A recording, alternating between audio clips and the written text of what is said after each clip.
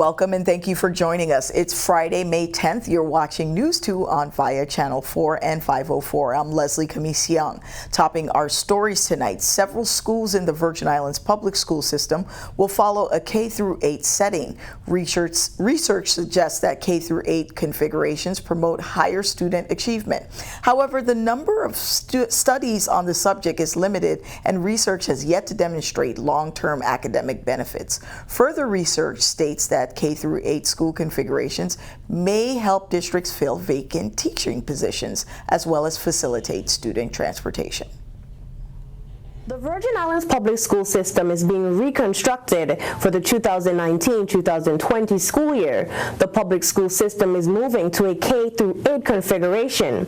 Earlier this week, the St. Croix Insular Superintendent, Carlos McGregor, spoke with the Purby-Larsen PTA and informed parents and administrators that along with the Purby-Larsen school, 4 other schools on St. Croix will follow the K-8 configuration.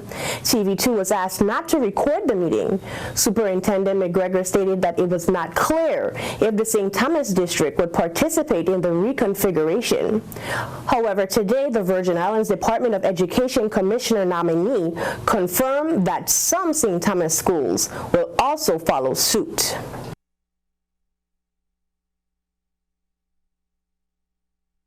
As you know, with the change in administration, we were intentional about not doing several media invites and invitation because we wanted to have a full gamut of the department, that we're now charged with leading. The decision really was built on the fact that we have teacher shortages, the fact that our average class sizes, when we look at some schools in the St. Thomas District, one in particular, there's 11 students in one class, 11 students in another class, same grade level. Had we merged those 2 classes, we would have ended up with 22 students, which is still under the maximum as per the collective bargaining agreement. For just to enlighten you and our listeners, 25 kindergartners, any kindergarten grade, 25 max. Elementary students, elementary grades, 30 max. And our secondary schools, 27 maximum per class. And to have 22 students or even 11, that is a luxury. That's what we really want for quality instruction. Sure. It's just not our reality. We've been trying our best to keep quality at the forefront for a number of years now, because some schools like Lenadoba, which we decided to consolidate this year, could have been consolidated many years ago. We just choose as professional educators to try to look for quality and protect the quality and integrity of education. Unfortunately, we truly cannot do that at this juncture that we're in. And not just teachers. I don't want to focus on teachers, but staff, other staff, supportive staff, such as paraprofessionals. There's a shortage there. There's a shortage school lunch, the students that have to feed our students, our kids. And we have challenges across staff-wide. When it comes to our The Ruby Rouse Apartments in Christiansted, also known as Watergut, will finally see the completion of a flood mitigation project aimed at hardening the space against the effects of natural disasters. The Virgin Islands Housing Finance Authority announced that the project is scheduled to be completed by the end of this month. The storm water drainage project at the Ruby Rouse Apartments is funded by a grant under the 2018 Community Development Block Grant. It will allow proper drainage of excess water and groundwater at the property. The Watergut area has been prone to severe flooding during heavy rainfall. Added storm drains with increased capacities were installed. To date, 75% of the project has been completed. The project is part of the authority's Hurricane Preparedness Initiative. Turning our attention to the Virgin Islands Police Department, police say that a man was reported missing in Christiansted by family members and he has been found.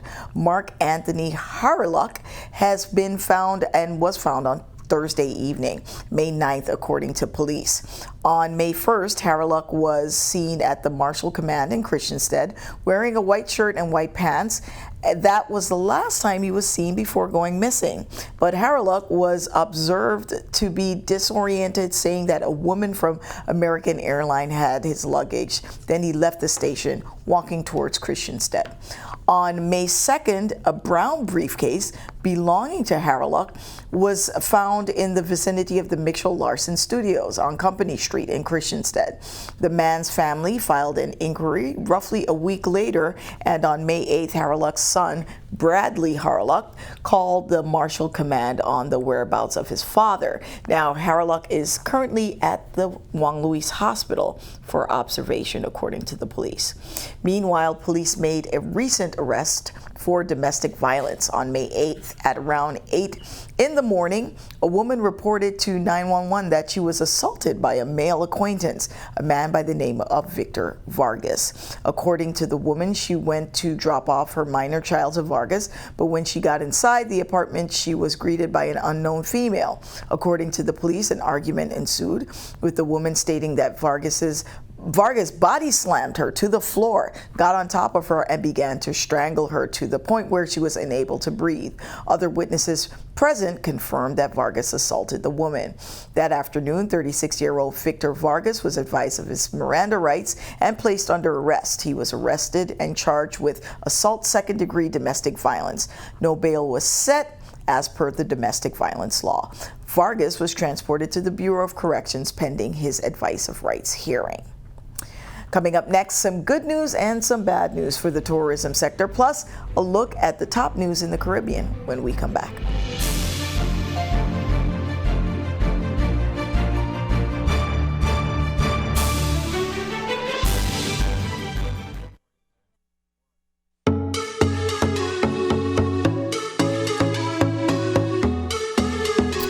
Welcome back. Royal Caribbean Cruise Lines has announced that the Allure of the Seas has canceled 8 calls to the Austin Bay Monsanto Marine Terminal between May and October of 2019. Royal Caribbean cited issues with the Allure of the Seas propulsion system.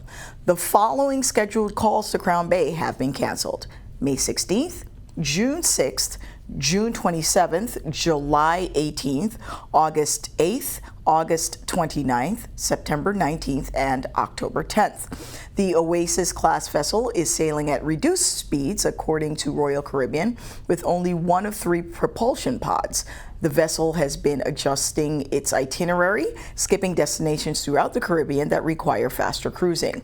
Now, Royal Caribbean is reported to have adjusted a total of 25 cruises, impacting Eastern and Western Caribbean itineraries from Fort Lauderdale from May 5th through October 27th. But on the bright side, American Airlines has added direct flights to and from St. Thomas. The tourism department announced a new American Airlines service to St. Thomas from Dallas-Fort Worth and from Chicago. These new flights begin in December.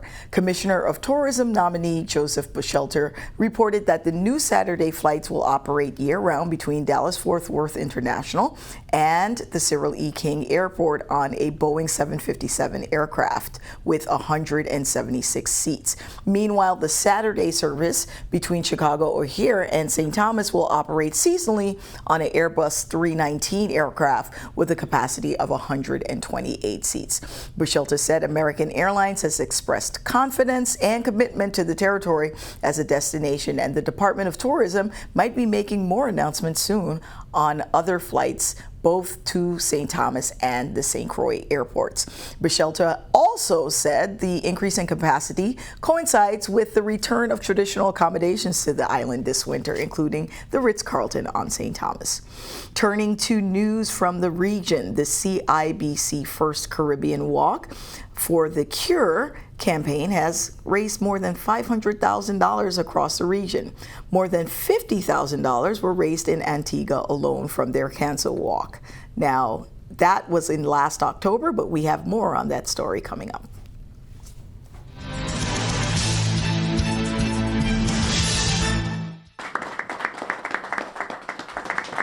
Big smiles and thank yous this morning as CIBC First Caribbean International Bank handed over separate checks valued at $25,000 to local cancer charity Breast Friends and the oncology department at the hospital. The funds were raised from the bank's annual cancer walk, Walk for Cure.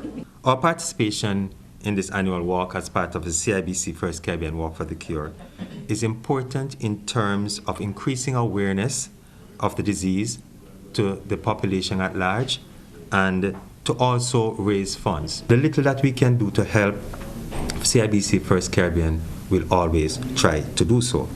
2018 marked the bank's 7th year hosting the event not only in Antigua but across the entire Caribbean. With over $2.2 million raised to date, Walk co-chair and the CIBC executive Mark St. Hill says this is a remarkable achievement for such a young event. Breast Friends President Unita James and Head of Marketing and Communications at the hospital Salma Crump say they're appreciative of the donation and thanks the bank for their continued support over the years. Finding a cure for cancer is something that I would like for every Antiguan to take as a personal issue. For the simple reason that we have a relatively small population and almost all of us either have a relative or we know someone who has been stricken with this disease, which so far we are yet to find a cure for. Leon Norville, ABS News. Stick around, your pet of the week is coming up, plus News 2 AccuWeather forecast are all next.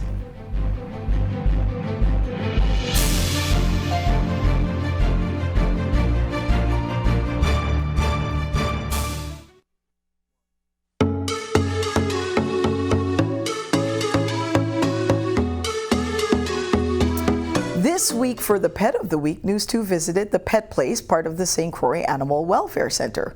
Located in Princess next to Food Town, the Pet Place has dogs, cats, kittens, and puppies available for adoption, as well as your pet supply needs. This week's Pet of the Week is an adorable little fur ball named Corona.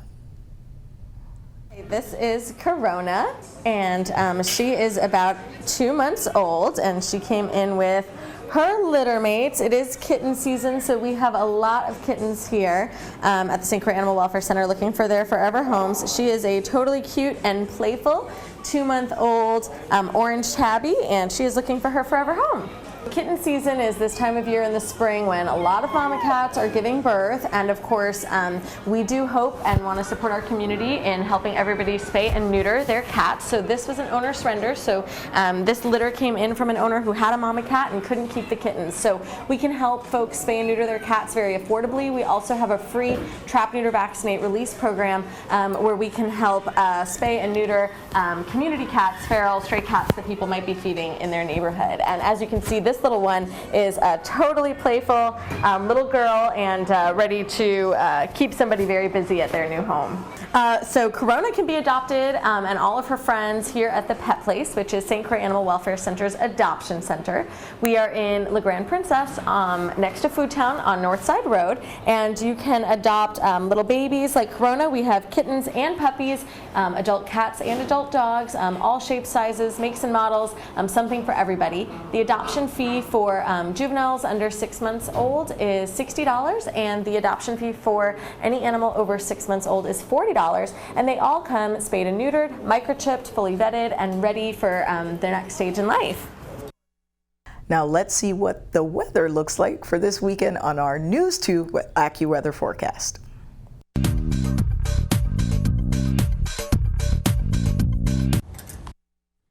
Good evening. Happy Friday. As we head into this weekend, we're still tracking out moisture to come into the Virgin Islands as well as into the leewards. And this wider satellite view showing us that moisture being pulled out of Central America as well as South America. So that movement of moisture, really going to notice that in our area. Clouds going to be picking up for this evening. And as we move into Saturday and Sunday, we'll also be tracking out a tropical wave. That's going to add to that moisture in the atmosphere and add to the chance for shower potential. So tonight, partly cloudy skies, some showers scattered about with a low of 77. As we move into tomorrow, you're looking at a high of 87, and That shower potential not going anywhere in St. John's. Showers will be spotty. We're not talking an all-day event here in St. Thomas, topping off at 87 with partly sunny skies and showers in spots. St. Croix also could see some showers throughout the day in the upper 80s. Now, as we talk about the marine forecast, on the Atlantic side, waves 3 to 5 feet for Saturday, winds out of the east 10 to 15 knots. Looking at a very similar forecast, in fact, the same forecast on the Caribbean side. No cautions in place at this point in time. We'll see this for the next several days. A more easterly flow, 10 to 15 knots. And then as we head into the midweek, we start to see some changes as a cold front comes down from the north. That will disrupt our easterly flow to be a bit more light for your Tuesday and really into Wednesday. So as we take an overview here, Saturday, Sunday, into the early week, temperatures remaining in the upper 80s, so you don't have to worry about those shifting at all. Your overnight low is going to be in the upper 70s.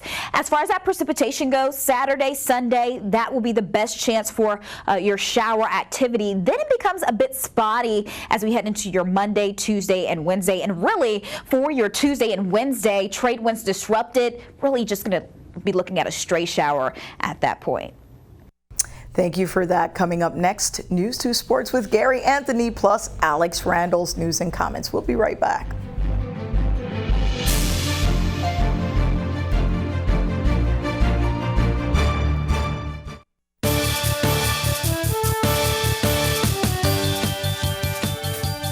I'm Garry Anthony, and this is News 2 Sports.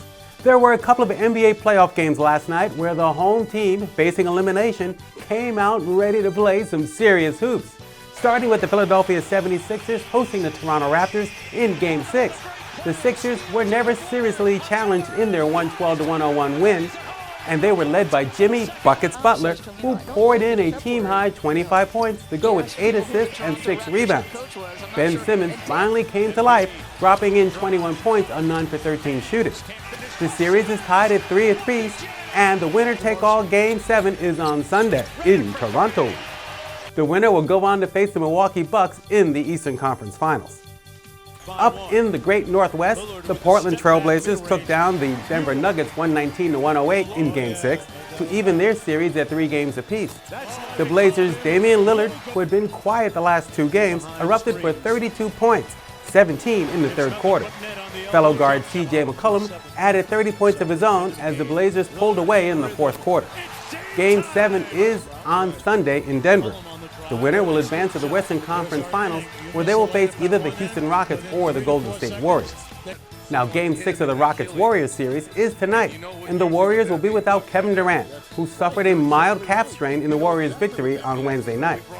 Durant will miss the rest of this series. The Warriors are looking to end the series with a victory tonight.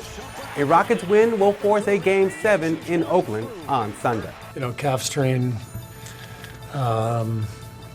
he's had them before. He's responded well, and obviously we're disappointed he won't be able to play, in this series. But if we're able to win the series and move on, it looks good for his return, in the not too distant future. He's been the best player in the NBA in the playoffs. He's been phenomenal, and it's obviously a huge loss, but our team has a lot of confidence. We trust each other. They've won championships together. So we come out and we give it our best shot, and we try to mix and match some lineups and find some minutes and some contributions where we haven't had them so far in the series. Guys will get opportunities who haven't had an opportunity yet, so it'll be a little different, but no reason why we can't go get a win. That's it for sports. Happy Mother's Day to all you mothers out there. Leslie, back to you. Thank you for that, Garry. Coming right up, Alex Randall returns with his take on the news of the day. Here's Alex Randall's news and comments. You're watching News 2. This is Alex Randall with News and Comment. Your friends in the States complain because gasoline went up to $2 per gallon. They're fuming mad. Now, you look around the Virgin Islands and can't find gasoline for less than $4 a gallon. But we have safari dollar rides and they don't. Your friends in the States complain because their electric rate went over 12 cents per kilowatt hour and the price of water's up. You look around the Virgin Islands and folks are happy that the electric price is down from the peak of 52 cents per kilowatt hour, and our rain's free rain, and we have all the solar energy we want. Your friends in the States complain because they had a power outage for 3 hours. You look around the Virgin Islands and realize that you know how to go without power for 77 days. You have flashlights, candles, battery radio, your emergency kit, some old MREs, and 4,000 bottles of water. Your friends in the States complain because the Burger King monthly special rib sandwich is no longer available. You look around the Virgin Islands and realize we don't have a Burger King or Taco Bell or Arby's or Papa John's or Popeyes or Krispy Kreme donuts and most of the fast food places. But we have conch chowder and callaloo, and they don't. Your friends in the States complain because there's a pothole in their street.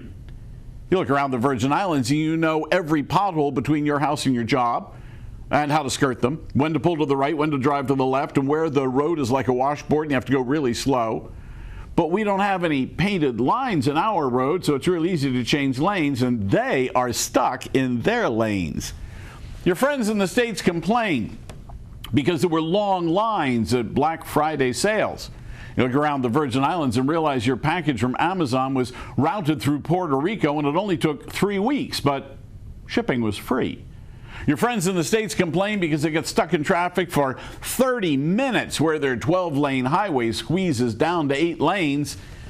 You look around the Virgin Islands and realize that you had to wait 30 minutes in downtown for the 4 lanes to squeeze down to 2 lanes past Fort Christian. But we have that new highway project under construction, and then you remember the 2 lanes past Fort Christian are still going to be there when the construction's done. Your friends in the States complain because all their winter clothes are tattered and torn from use. You go around the Virgin Islands and realize that your winter clothes are your summer clothes. And even if all your t-shirts are tattered and torn, you just wait around for the next election, you'll get a fresh wardrobe of new t-shirts. Your friends in the States complain because their state government's so corrupt with multi-million-dollar kickback schemes that fleece the taxpayer. You look around the Virgin Islands and realize that when we have a corrupt government official, it's usually for a few $1,000s and they get caught and punished. Your friends in the States complain because Whole Foods is out of organic, free-range, lavender-flavored hummus until tomorrow. You drive around the Virgin Islands looking for canned peaches so you can make peach cobbler. You find 1 can at Pueblo, 1 can at Moe's, 1 at Fruit Bowl, and 2 at Plaza Extra. You can make peach cobbler, but no one else in the Virgin Islands is going to be able to make peach cobbler until that cargo ship comes in next week. Your friends in the States complain because it's freezing in December. You look around the Virgin Islands and realize it got all the way down to 74 degrees in our winter, and folks were walking around in heavy coats complaining about the terrible winter weather. And your friends in the States complain because the local newspaper went out of business. They can't get any local news. And you look around the Virgin Islands and realize that we have TV2 taking care of our local news. So maybe living in the States is not so great after all. This is Alex Randall with News and Comment. Now back to Leslie. Thank you for that, Alex. Our friends living in the States certainly don't have it as good as we do here in the Virgin Islands. That's it for our show tonight. We're live on Facebook and on YouTube, and as well on via Channel 4 and 504, Mondays, Wednesdays, and Fridays at 7 p.m. and 11 p.m. Follow us on social media, tag us on any stories you want to see on the news, or send us a message on Messenger. You can also email us at newsdirector@tv2.vi. Thanks again for joining us on News 2. I'm Leslie Comisiong. We'll see you next time. Happy Mother's Day to all the mothers out there, and check out this video from the Carib tribe. Every day the same thing. I go to work, I come home, the dishes in the kitchen, the clothes on the floor. You make me want to run from a home that I have built. I can't keep living like this. I need help. You've been there since I began. You were my first friend, you didn't pretend. when you held my hand. Yeah, I remember feeling safe, wrapped in your arms. You'd rock all my sorrows away. Yeah, the sunrise when I get up. Always taught me to keep my head up. You're that breath of fresh air whenever I felt like I should give up. But I can never do that because you taught me better. You're the patience when I'm fed up. Taught me to never ever let up. So we gon' keep on pushing and we gon' stay together. Cause this love right here, this love is forever, ever. There's not enough words in the world to express the way I feel. So I dedicate this to you, my mother, my queen. You're my everything in the world.